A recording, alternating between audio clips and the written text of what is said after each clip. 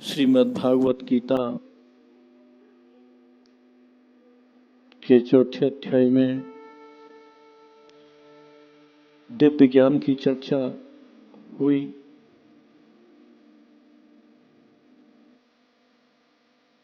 दिव्य ज्ञान में जो वास करते हैं वो आध्यात्मिक प्रगति को प्राप्त होते हैं।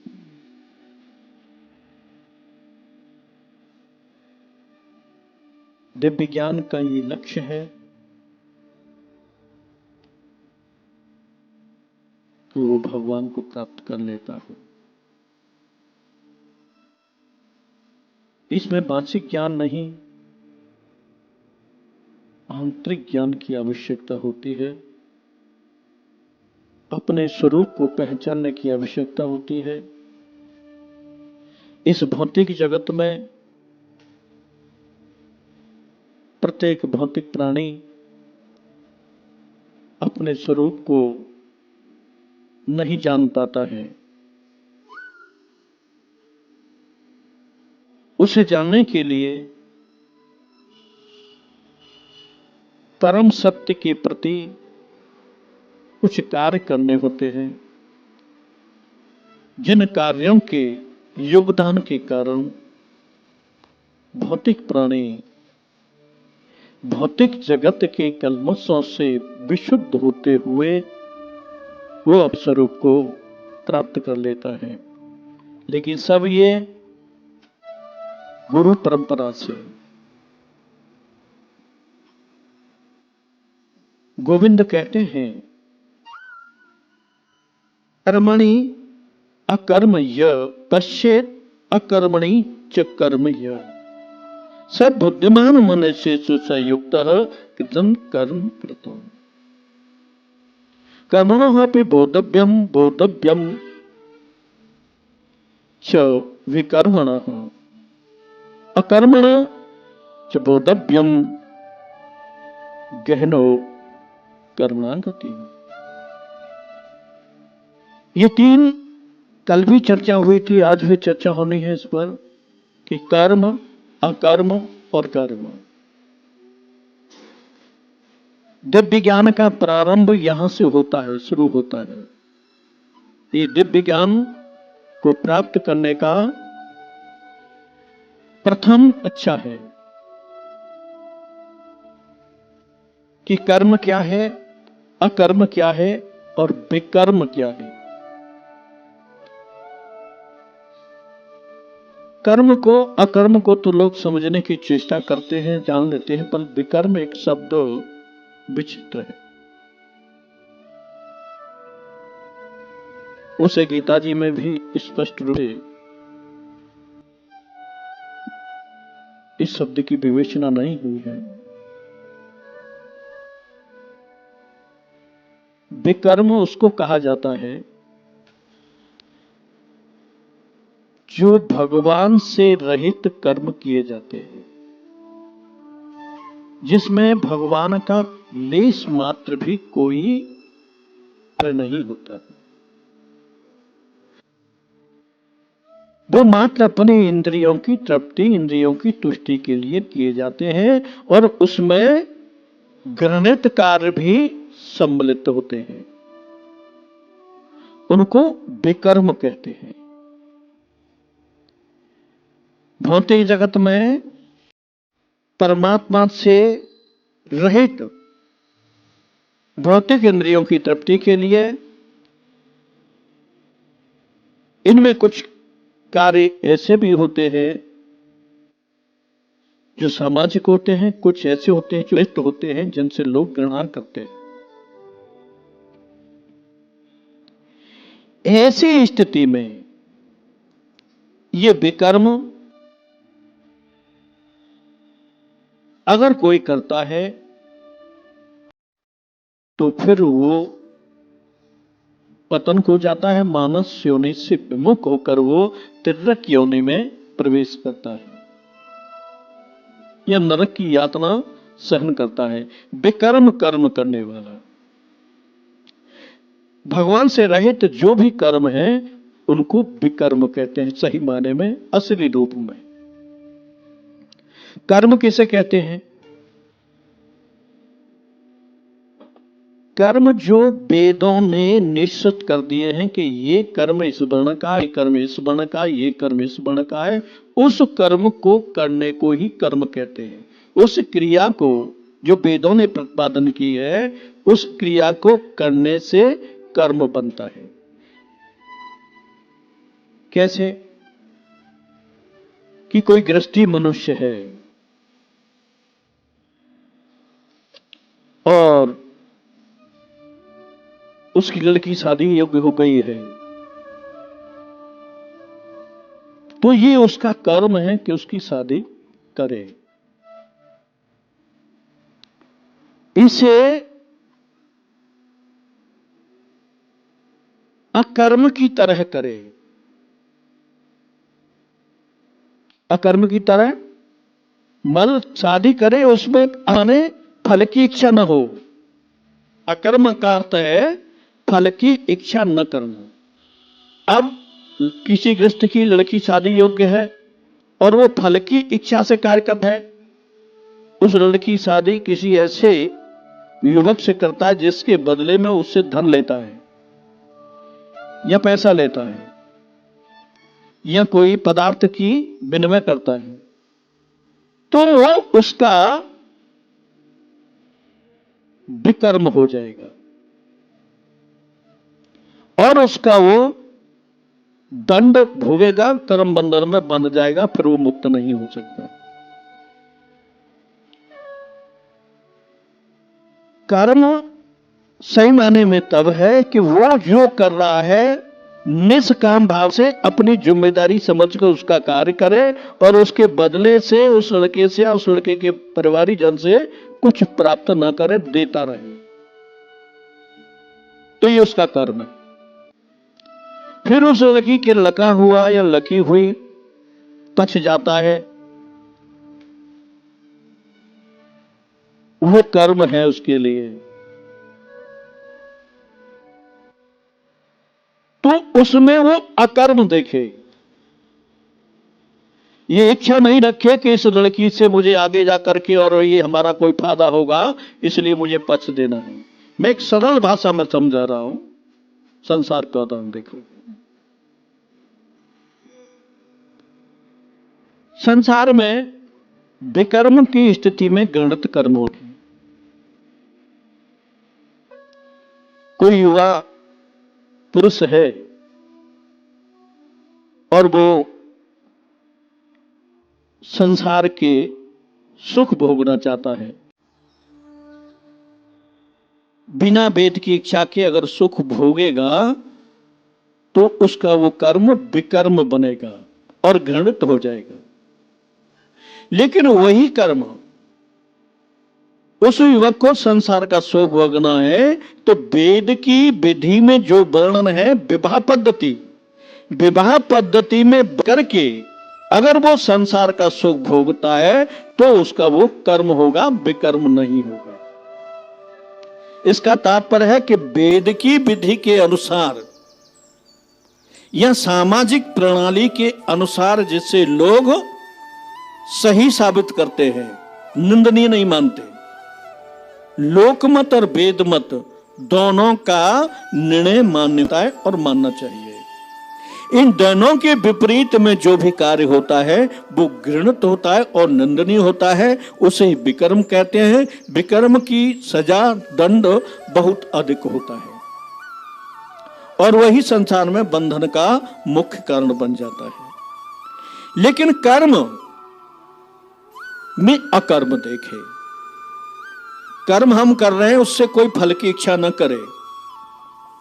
और यह कहा है कि कर्मणि अकर्मय पश्चेद अकर्मणि च कर्मय, और अकर्म में कर्म देखे। अब अकर्म में कर्म कैसे देखेंगे? अकर्म उसको नहीं कहते हैं जो निंदनीय हो, करने योग्य नहीं हो। अकर्म का तात्पर्य है फल की इच्छा से रहित। अब अकर्म कैसे किसे मानेंगे? उदाहरण के तौर पर जैसे हम लोग जहां रहते हैं, हमारे आसपास में पड़ोसी रहते हैं और पड़ोसी की लड़की की पच जा रही है और उस पर कोई व्यवस्था नहीं है, हमारे लिए तो वो अकर्म है, हमें नहीं करना चाहिए, लेकिन उस कर्म में हमको कर्म देखना चाहिए और वो करना चाहिए। तो ऐसे अकर्म में कर्म देखना और कर्म में अकर्म देखने का लाभ क्या मिलेगा कि संसार में उसको परमात्मा की प्राप्ति का सहयोग मिलेगा, ऐसे कर्म के करने से। ऐसे कर्मों से आध्यात्मिक उन्नति होती है। अर्थात भौतिक जगत में जो कर्म करते हैं उसके बदले लेते हैं, वो बंधन का कारण होती है। और भौतिक जगत में जो हम बिना किसी लाभ के, बिना इच्छा के, बिना कामना के कोई कार्य करते हैं, वो हमें उच्च लोक में ले जाने के लिए कारगर होती है। और हम करते क्या हैं? सब उल्टा सीधा करते हैं। ज्यादातर तो हम लोग विकर्म ही में लगे रहते हैं, क्योंकि हम कर्म को अकर्म को समझ नहीं पाते, विकर्म को समझ नहीं पाते। और भगवान कृष्ण कहते हैं, सब बुद्धिमान मनुष्य सुसायुक्त कृष्ण कर्म करता है। वही सही माने में मनुष्य बुद्धिमान है जो कर्म को जाने, अकर्म को जाने, विकर्म को जाने और परम सत्य को जाने। ऐसा जाते हुए जो कर्म करता रहता है वो कभी भी कर्म के बंधन में नहीं बंधता। भौतिक जगत में भौतिक प्राणी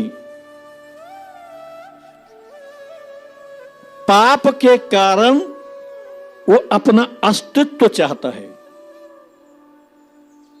ये बड़ी विचित्र बात है। कोई परिवार है और वो अपना अहंकार बस मैं हूं, धन दौलत कोठी बंगला गाड़ी ये सब हो, मैं हूं, तो ये जो उसका अस्तित्व चाहता है, अपनी प्रस्तुति करता है, वो उसके पाप पूर्ण जीवन के कारण भौतिक जगत में अस्तित्व बनाए रखने की चेष्टा है, जो उसे हमेशा नरक यातना देने के लिए प्रस्तुत करती है। भौतिक जगत में अस्तित्व उन्हीं लोगों का होता है जो पाप पूर्ण जीवन जीते हैं। इसके उदाहरण में किसी नगर में एक महात्मा जी गए और उस नगर के सेठ उन महात्मा से मिलने के लिए, महात्मा नगर के बाहर रुके हुए थे। नगर सेठ को किसी ने जाकर कहा, महात्मा आए हैं, पहुंचे हुए महात्मा हैं, मिल लो। नगर सेठ गए, दंड प्रणाम बैठ गए। महात्मा ने पूछा, कहो किस लिए आए हो? बोले महाराज मैं बहुत धनवान तो हूं पर पुत्रहीन हूं, मेरे पास अपार संपत्ति है, इसी पर भोगने वाला कोई नहीं है, खाने वाला कोई नहीं है, कुछ ऐसी कृपा कर दो कि एक पुत्र हो जाए। महात्मा जी ने कहा, अरे पगले, भगवान को याद कर, अपने को पहचान कर, जो भगवान ने तुझे दिया है उसे भगवान के कार्यों में खर्च कर। तू पुत्र की कामना क्यों करता है? तुझे पुत्र न बनना पड़े किसी का, ऐसा कार्य कर, भगवान को प्राप्त कर। गिड़गिड़ाने लगा, महाराज जी आप तो महात्मा हैं, आप तो ज्ञानी हैं, बैरागी हैं, आप जैसा ज्ञान हमको कहाँ होता है, हमें तो संसार में रहते संसारी है, संसारी बुद्धि है, संसार की चीज मिलती रहती है तो हमें प्रसन्नता रहती है, कुछ ऐसी कृपा कर दो। दो चार लोग बैठे थे, कहा बाबा दे दो, इससे कुछ बच्चा दे दो, तो कृपा कर दो। अब बड़ी विलक्षण बात महात्मा जी ने कही कि भाई बेटा तो मिल जाएगा तुझे, पर तुझे कुछ पाप करना पड़ेगा।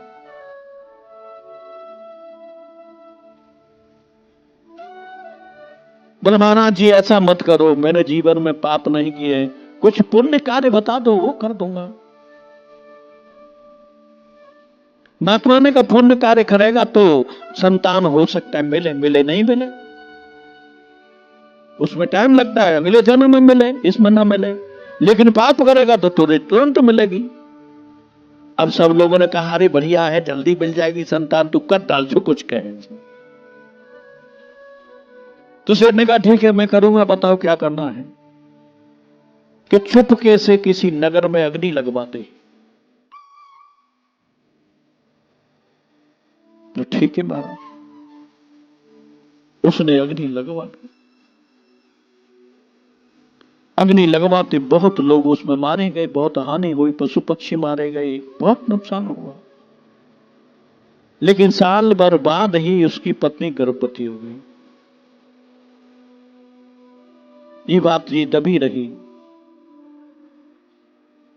लड़का 12 साल का हो गया, बहुत सुंदर हष्ट पुष्ट योग्य बच्चे।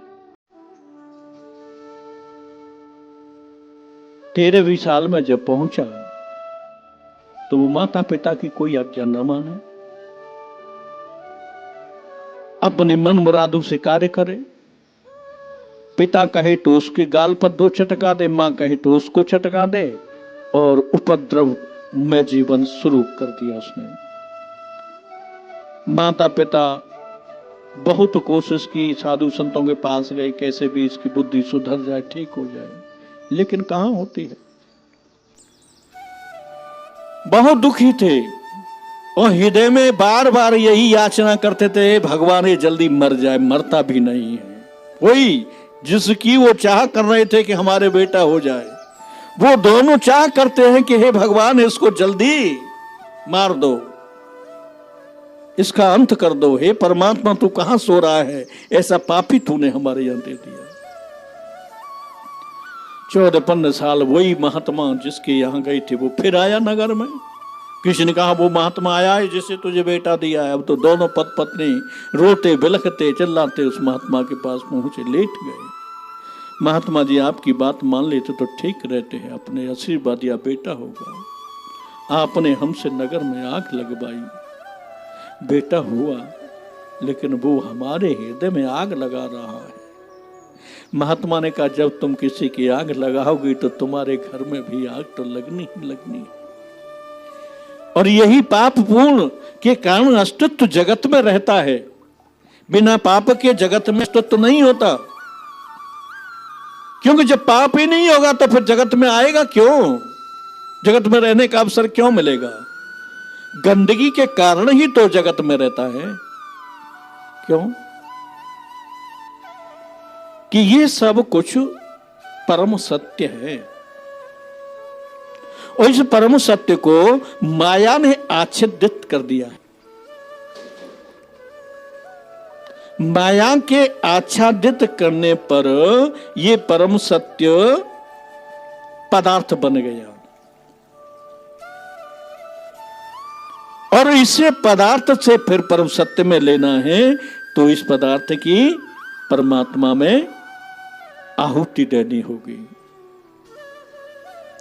तो कर्म में अकर्म देखे और अकर्म में कर्म देखे और विकर्म की पहचान करे।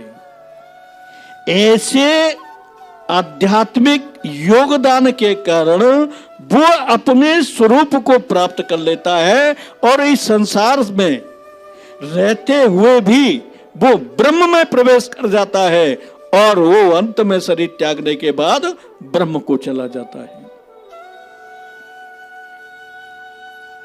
आगे कहते हैं कि यस्य सर्वे समारंभा काम संकल्प वर्जिता ज्ञान अग्नि दग्ध कर्मणाम तमाहो पंडितम बुधा। भगवान कृष्ण कहते हैं अर्जुन, जो कुछ भी इस संसार में प्रयास करे, कार्य करे, वो कैसा कार्य करे कि बिना इच्छा के, बिना फल के। कोई भी संसार में प्रयास करता है प्रथम स्थिति में तो बिना फल के कार्य करे, उससे क्या होगा कि उससे उसके अंदर ज्ञान प्रकट होगा। और वो ज्ञान ज्ञान अग्नि दहग्ध कर्मणाम, जैसे अग्नि सूखी लकड़ियों को सुहा कर देती है, उसी प्रकार ज्ञान संसार के बंधन को सुहा कर देता है, नष्ट कर देता है, नाश कर देता है। त्यक्त्वा कर्म फल संगम नित्य तप्तो निराश्रयः कर्मणि अप्रवृत्ता अपि नैव किंचित् करोति सः।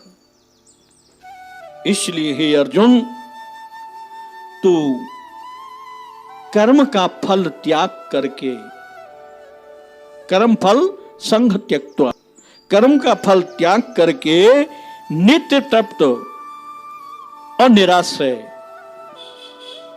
कर्म का फल त्याग करते हुए कर्म कर और संतुष्ट रहे। संतुष्ट के साथ तू निराश्रय रहे, किसी के आश्रय मत रहे कि वो रोटी देगा तभी मिलेगी मुझे, मैं उसके साथ रहूंगा तो ही मेरा जीवन चलेगा, नहीं तो फिर बिगड़ जाएगा। इस निराश्रय में आ, किसी के आश्रित मत बन। और आश्रित बनेगा तो फिर तू भौतिक जगत के कलम में बंध जाएगा। इसीलिए कर्मणि अप्रवृत्तः, तू सब कुछ करते हुए भी फिर कुछ नहीं करता है। कुछ भी कर पर कुछ नहीं करता है। क्यों? कि उसका फल तुझे प्रभावित नहीं करेगा। इस जगत में जन्म मरण कर्म के बंधन के कारण ही होता है। अगर कर्म का बंधन न लगे तो फिर जन्म नहीं होगा और यहां नहीं रहेगा और न फिर यहां आएगा। यहां आने का कारण कर्म का बंधन ही है। वो कर्म का बंधन कर्म की फल की आसक्ति के कारण होता है कि हम मंदिर में जा रहे हैं, हमारी लड़की हो जाए, हमारा लड़का हो जाए, या हमारी नौकरी मिल जाए, या हमारा घर बन जाए, तो ये फल की इच्छा हो गई। फल की इच्छा होगी, भगवान पूरा तो कर देंगे लेकिन कर्म का बंधन बंध जाएगा। भगवान के आश्रय रहते हुए, लेकिन ये तभी होगा जब उसको ज्ञान होगा, वो अपने स्वरूप को पहचानेगा। जब तक स्वरूप को नहीं पहचाने, ज्ञान नहीं होगा, तब तक फल से आसक्ति नहीं छूट सकती। चाहे ज्ञान की कितनी बड़ी बातें कर ले वो, लेकिन आसक्ति कर्म के फलों में ही रहेगी। कुछ भी करेगा बदला चाहेगा। और इस जगत का नियम है, कुछ करो बदला लो, फिर जन्म लो, फिर मरो, फिर जन्म लो, ये बांधते रहते हैं। भगवान कहते हैं कि निराशी यथ चेतात्मा त्यक्त सर्व परिग्रह शारीरम केवलम कर्म कुर्वो आपनोति किल विषम। अगर तू संसार के पाप से बचना चाहता है तो क्या कर कि निष्काम होकर के कर्म कर, फल की कोई इच्छा मत कर, और मन बुद्धि को बस में करके कार्य कर। इनको मन मांगे जो चीज इसको मत दे, बुद्धि कहे उसको मत कर, जो वेद कहे गुरु कहे वो कर, जो पिता कहे माता कहे वो कर, तू स्वतंत्र मत रहे। फिर क्या होगा? त्यक्त सर्व परिग्रह। परिग्रह माने स्वामित्व, कि ये घर मेरा, ये मेरा, ये गाड़ी मेरी, ये कोठी मेरा, ये सब कुछ मेरा, इसको कहते हैं परिग्रह। इस परिग्रह को त्याग दे, छोड़ दे। तू स्वामित्व मत बन, तू मालिक मत बन। तू मालिक है नहीं, मालिक तो यहां का परमात्मा है। अगर तू मालिक यहां बनेगा तो फिर कर्म के बंधन में बंध जाएगा। अगर तू इस विधि से कार्य करता है, शारीरम केवल कर्म कुर्वन् आपनोति किल विषम, अगर तू इस विधि से शरीर निर्वाह के लिए कर्म करता है तो सब कुछ करते हुए भी तू बंधन में नहीं बनेगा और इस जगत का नियम तेरे ऊपर लागू नहीं होगा।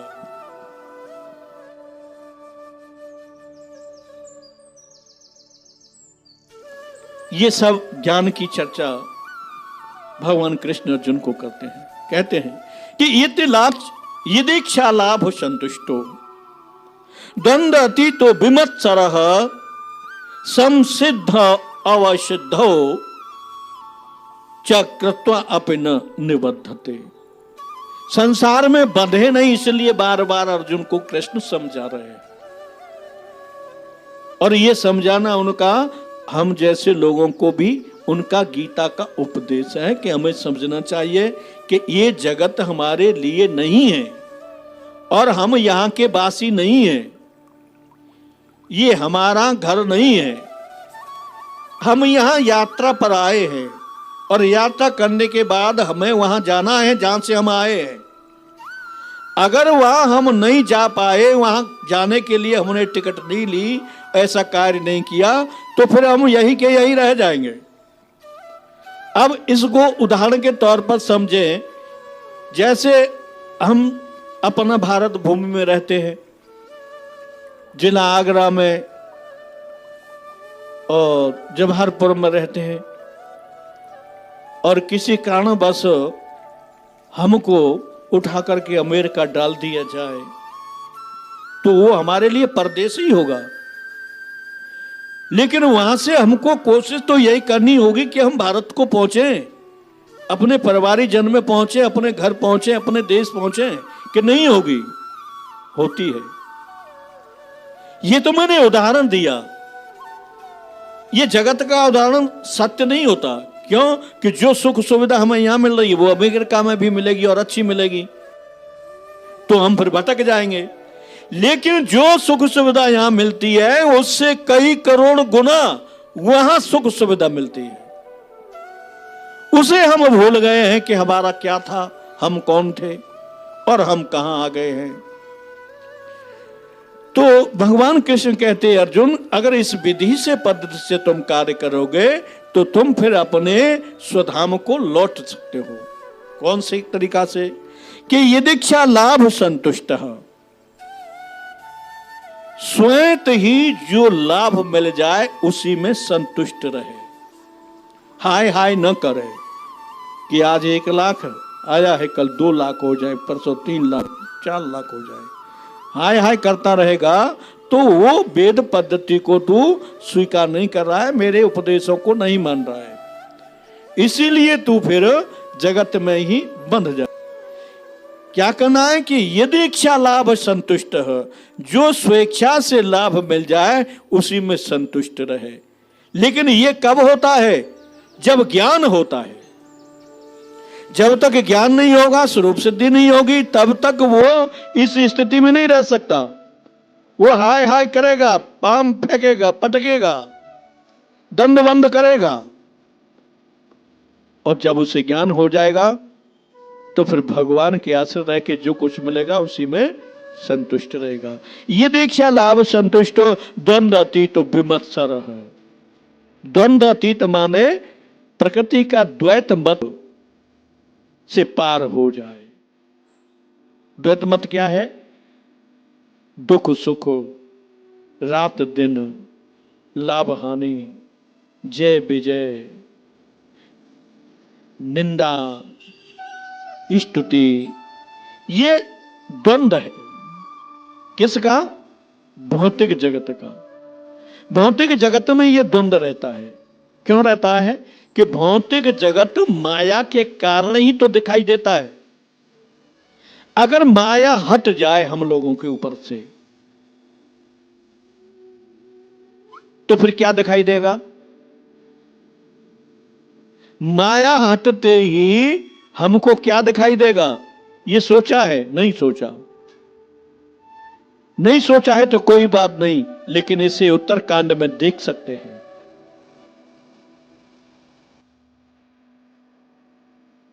और 24वें श्लोक में भी इसे देख सकते हैं।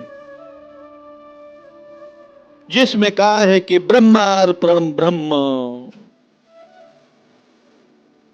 ब्रह्म हवि ब्रह्म अग्नो ब्रह्मणा होतम, ब्रह्म एव तेन गत्यव्यम, ब्रह्म कर्म समाधन। अर्थात अगर हमारे ऊपर से यहां से मात्र यहीं से माया हट जाए तो हमें क्या दिखाई देगा? भगवान। अब भगवान में भी दो भेद होते हैं। दो भेद कौन से? निराकार और साकार। जो निराकार वाले हैं, माया जब हटती है तो उनको क्या दिखाई देती है? एक ज्योति, जिसे क्या नाम दिया है? ब्रह्म ज्योति। तो जो भी आज है ब्रह्म ज्योति से है। क्यों? भगवान का शरीर दिव्य प्रकाश में है। जो निराकार निर्विशेषवादी जिसको कहते हैं, वो दिव्य प्रकाश स्वरूप है ब्रह्म। और जो ब्रह्म के शरीर की जो कण है, किरण है, उसको ब्रह्म ज्योति कहते हैं। और उस ब्रह्म की किरण, ब्रह्म ज्योति ही इस पूरे संसार में है। लेकिन वो प्रकाशित क्यों नहीं है? कि माया ने आच्छादन कर दिया, ढक दिया उसे। वो ब्रह्म ज्योति प्रत्येक के शरीर में भी है। वही ब्रह्म ज्योति को निराकार वाले तो ब्रह्म स्वरूप देखते हैं, प्रकाश दिखते हैं, लेकिन साकार सगुण वाले के लिए वो ब्रह्म ज्योति उसके मन के मुताबिक रूप धारण कर लेती है। जब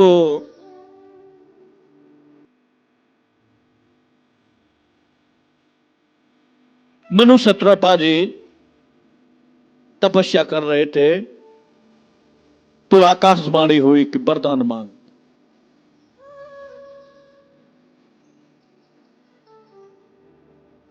बोला प्रभु वरदान हम कैसे मांगे? हमें कुछ कोई दिखाई दे उसी तो मांगे, हमारे सामने आओ तभी तो हम वरदान मांगे।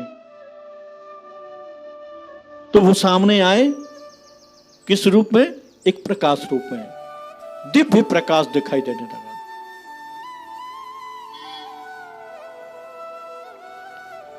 अब प्रकाश दिखाई देने वाला तो उनकी आंख चकाचौंध में हो गई। बोले प्रभु हमको तुम्हारा मुंह तो दिखाई नहीं दे रहा, तुम्हारा शरीर दिखाई नहीं दे रहा है, तुम्हारा हाथ दिखाई दे नहीं रहा है, तुम्हारा पैर दिखाई नहीं दे रहा है, तुम्हें हम कैसे माने कि तुम भगवान हो? कौन हो? हमारे सामने तो आओ। आकाशवाणी, अरे तुम वरदान मांगो, तुम चाहते क्या हो? बोला नहीं प्रभु हम ऐसे नहीं मांगेंगे। तो फिर उस ब्रह्मवाणी हुई कि हम आए तो तेरे सामने कैसे आए? तू बता कौन से रूप से आए?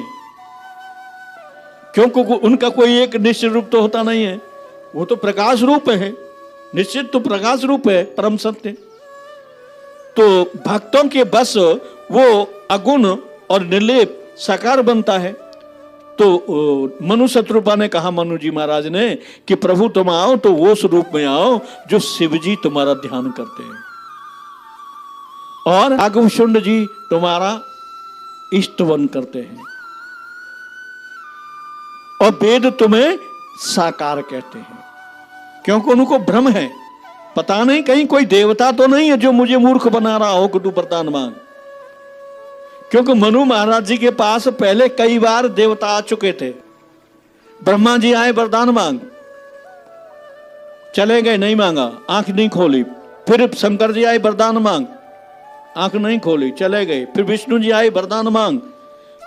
सैकड़ों बार ये देवता आते रहे मनु शत्रुपा के पास कि वरदान मांग वरदान मांग, पर ये टस्टे मस नहीं हुए। इन्होंने मना कर दिया कि तुम जाओ, हमें तुमसे कुछ नहीं चाहिए। लेकिन जब वो आकाशवाणी हुई और उस आकाशवाणी को सुनकर पूरा शरीर में हलचल हो गई, दिव्य स्थिति बन गई, पुलकित हो गया और ऐसा लगा मानो संजीवन मिल गया हो।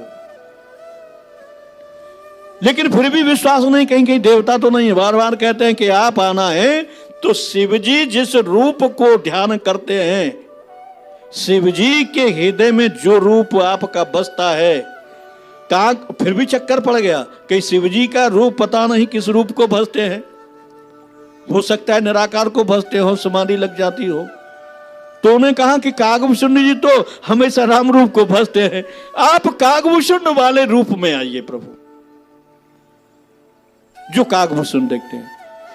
फिर उनको संदेह हुआ कहीं ऐसा नहीं हो, कागभूषण की भी नहीं पता है। वेद उन्होंने पढ़े थे, वेदों में जो साकार रूप का वर्णन किया है उस साकार रूप में आइए और वो साकार रूप का चिंतन शंकर जी करते हो, कागभूषण जी करते हो, उस रूप को हमें दर्शन दीजिए। तब भगवान आए, नील सरोरो नीलमल नील नीधर श्याम, लाज तन शोभा नर कोट कोटि सतकाम। प्रकट और वरदान दिया। तो उसी प्रकार से ये जो शरीर में ब्रह्म ज्योति है और पूरे जगत में जो ब्रह्म ज्योति है, जो कुछ भी भास रहा है वो ब्रह्म ज्योति के कारण ही भास रहा है। अगर ब्रह्म ज्योति न हो तो कुछ दिखाई नहीं देगा। अब ब्रह्म ज्योति कार्य कर रही है कहां? हमारी आंखों के द्वारा। अगर हमारी ब्रह्म ज्योति अदृश्य हो जाए, भले ही आंख खुली रहे, हमें कुछ दिखाई नहीं देगा। अंदर से ब्रह्म ज्योति का ही प्रकाश तो आ रहा है। ये तो शीशा है, लेंस है, इस लेंस में पड़ता है, दिखाई देता है। और ये मनुष्य शरीर तो एक यंत्र की तरह है। यंत्र में जैसे पुर्जे होते हैं, अब जैसे मानो ये हाथ, किसी का हाथ क्या हाथ की इच्छा से डोलता है? हाथ की इच्छा से कार्य करता है? नहीं, ये पूरे शरीर की चेष्टा से हाथ कार्य करता है। अगर शरीर में ये चेष्टा न हो तो हाथ कार्य नहीं करेगा। शरीर के अंदर से चेतना जब आती है तब हम हाथ से कार्य करते हैं, झाड़ू लगाते हैं, पहुंचते हैं। हाथ अपनी इच्छा से कुछ नहीं कर सकता। तात्पर्य है कि इसमें जो ब्रह्म ज्योति है, चेतना है, वो ही चैतन्य है। वो इस दृढ़ जड़ इंद्रियों को चलाती है। कैसे? जैसे रोबोट होता है, रोबोट में हाथ है, पैर है, वो सब शरीर बना देते हैं उसका, लेकिन उसमें लाइट होती है, तेज होता है। उस तेज लाइट के कारण और उससे वो हाथ ऊंचा हाथ नीचा चलता हुआ दिखाई देता है। उसी प्रकार से ये शरीर में जो भी चेष्टा क्रिया होती है वो ब्रह्म ज्योति के कारण होती है। और उस ब्रह्म ज्योति को माया ने ढक दिया है। माया ने क्यों ढका? कि हमारे अंदर भौतिक जगत में भोगते भोगते, खाते खाते, पीते पीते, बेईमानी छल कपट करते, इंद्रियों की तृप्ति करते, दूसरे का हक लूटते लूटते हमारी इंद्रियों में इतनी गंदगी भर गई है, मन इतना गंदा हो गया है कि ब्रह्म ज्योति को ढक दिया है। ओट हो गई है कलमश से। अब कैसे दिखाई दे? ये सारा कलमश हट जाए, ये सारी गंदगी हट जाए। और इस गंदगी को भौतिक जगत में हटाने के लिए भगवत कार्य और परोपकार के अलावा और कोई कार्य नहीं है। लोग जानते हैं कोई संकट आता है तो किसी महात्मा पंडित के पास पहुंचते हैं कि बाबा ये हमारे पास परेशानी, तो बाबा कहेगा जा तू पेपर के पेड़ के नीचे दीपक जला दे। तो वो जान इस कार्य से मुझे लाभ होगा, तभी तो वो जाता है दीपक जलाने के लिए।